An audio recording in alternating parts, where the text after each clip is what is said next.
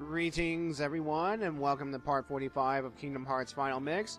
And we are still in the 100 Acre Wood, trying to restore all those torn pages so that, well, we can move on. And, move on.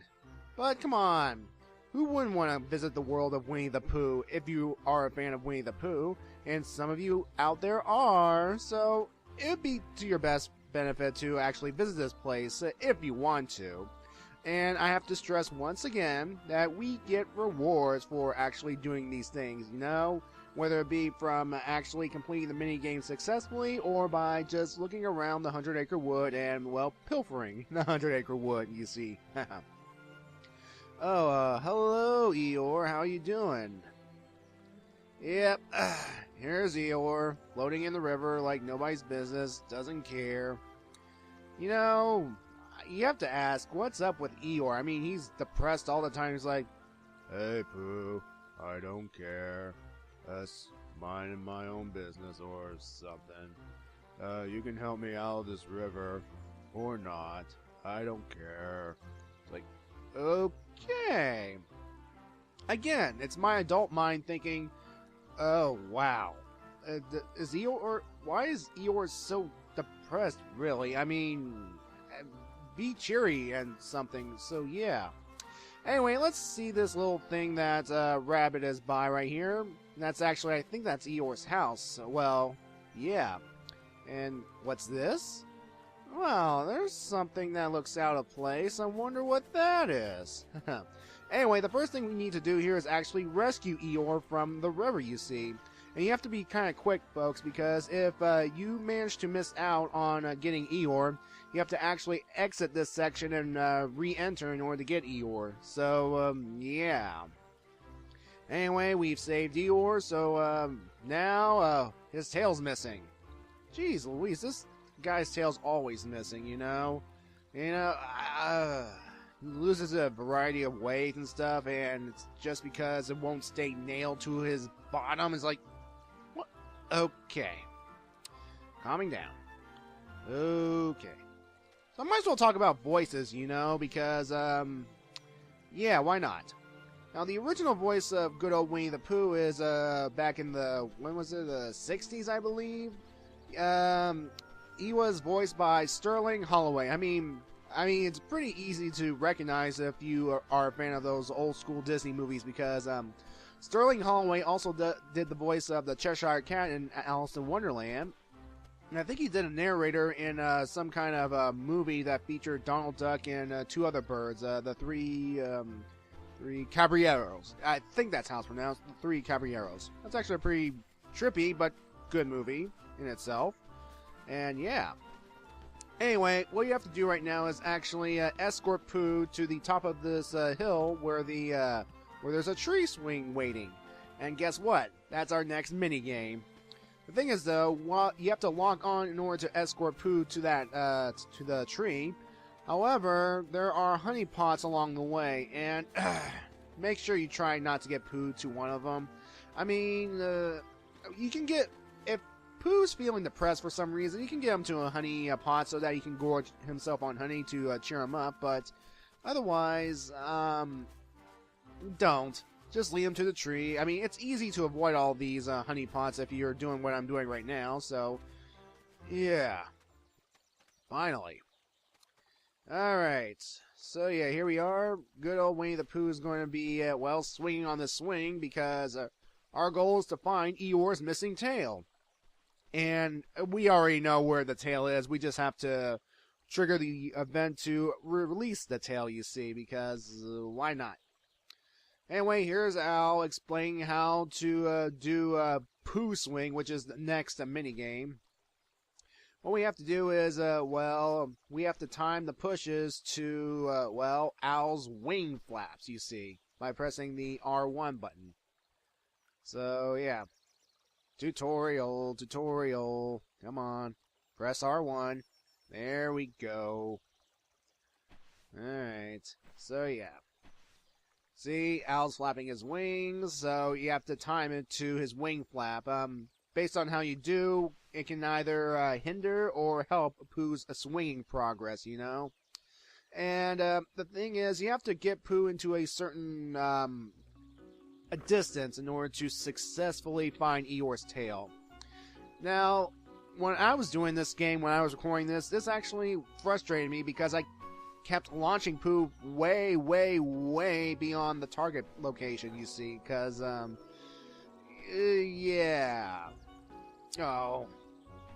You see, what I'm trying to do is I'm trying to make sure I get Pooh within the right, range in order to find Eeyore's tail, because Eeyore's tail's in that little brick, in that little shack right there. And we just need to get Pooh to land on it. That's pretty much the goal, really. And, yeah. Come on. Ugh. Come on. And that's... he's gone. And actually, folks, I've actually beaten the high score right there. Because in order to, well, beat the high score, you have to launch Pooh to over 40 meters, I believe. I think it's meters. I'm just guessing based on the M, really. So, yeah. And the thing is, folks, I keep doing it over and over and over again, launching him way up there. I think I got like 80 one time. And the good news is, if you talk to Pooh, you automatically get placed back to the top of the hill. You do not have to escort him or anything, so that's nice. So in order to get, actually complete the minigame, we have to launch Pooh to roughly around between 20 and 30 meters. That way we'll trigger this little cutscene, quote unquote, so that he'll land right on this house. And just like that, we have found Eeyore's tail. I guess he doesn't really care about, I guess he cares about his tail, or sort of.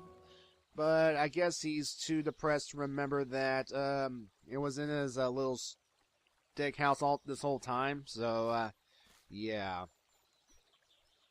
Alright, with that's done, let's move on, shall we? Back to the voices. Let's see, the voice. Okay, I talked about Sterling Holloway.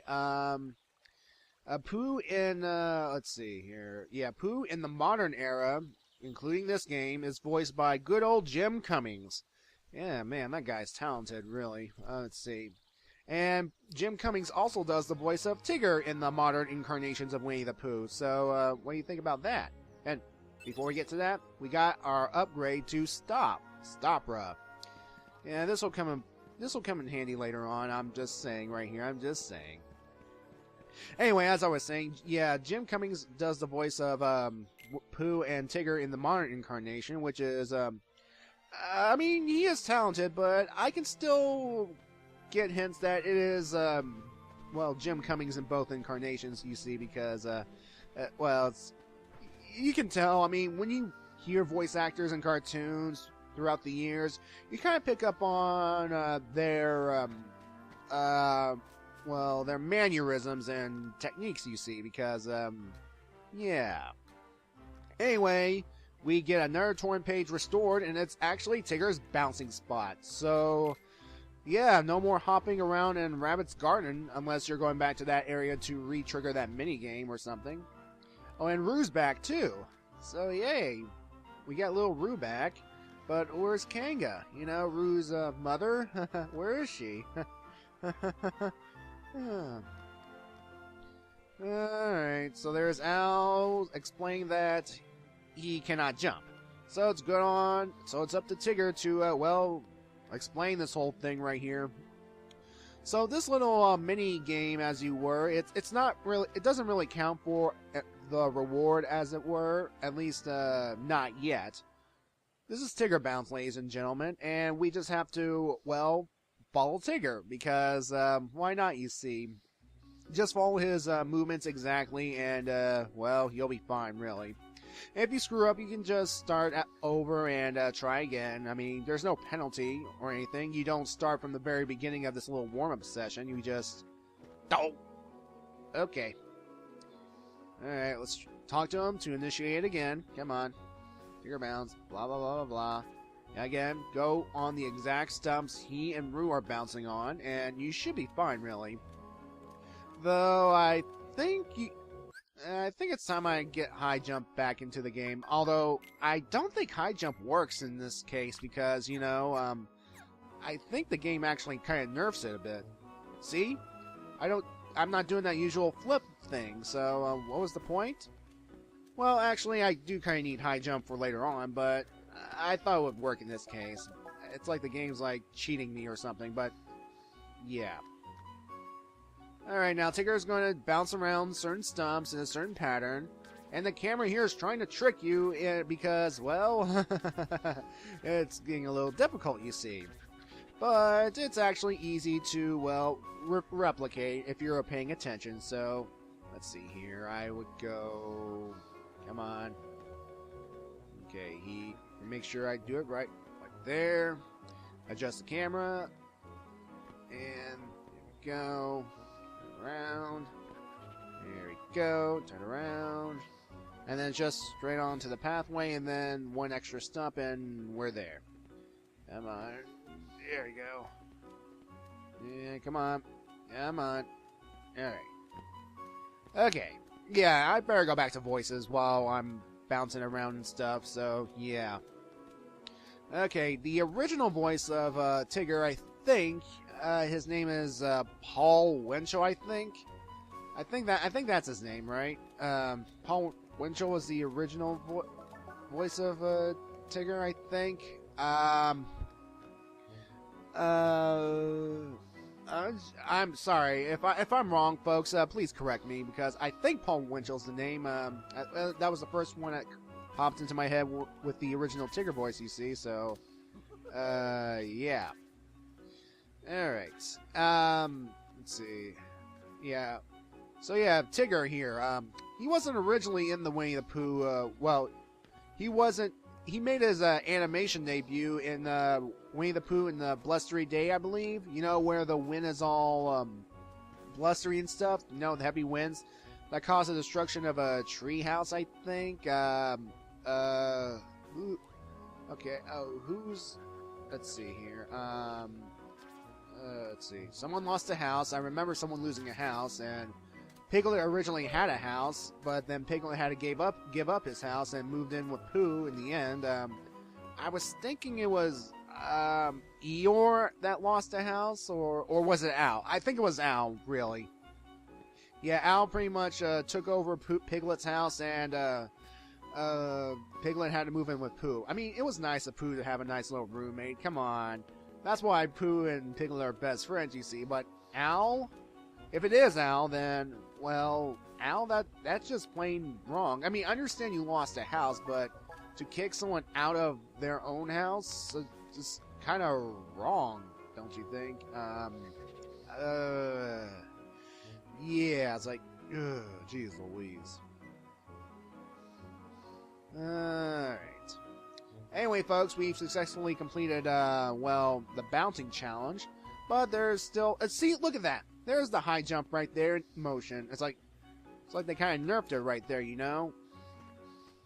Anyway, this area around here, well, there's Pooh right here, just looking at this tree right here. No honey. Oh, darn. There's a slide right there. We can't go up this way. Anyway, there is another minigame that we can do for prizes. Well, a prize at least. So what we have to do now, and I'm not demonstrating it right now, is I have to actually go talk to good old Roo to initiate it. And there's Al saying that there's rare nuts in the area, and when we get some, we can get some prizes, which I will show off next part, really. Alright, so let's talk to Roo. Let's talk to Roo. Talk to Roo. Okay, yeah, I'm ready for the big one. Come on. Alright. This here is Tigger's giant pot. And this one is required to actually move on, you see. And it is timed, you see. Well, it's not timed against you. It's timed for how fast you can complete this. The goal is that you have to reflect these nuts back at this giant pot where Tigger is in, you see. And your score is based on how high you jump and how successfully you can, well, hit the nuts and back at this giant pot, you see. The goal is to actually get to 20 and actually break the pot. Now, it's depending on how high you jump, I believe, and how you hit the nut back at him. So, yeah. This one's going to take a while, folks, but, well, not really take a while, you see, because I managed to skip ahead to, well, me actually succeeding, you see. Now, in order to break the high score, we have to beat 30 seconds, you see. And depending on how high you jump and how you hit the nut, it's, well, you can get there quickly or slowly. Make sure your Keyblade is a long one and don't lock onto the target, you see. Because, well, you could screw up that way. And when you're successful, you can go and get the reward inside that nut. So, yeah. Yes, I am good at everything, Rue. Yeah. And inside, we get... Come on, we get... an AP up, and I'll see you next time, folks, okay?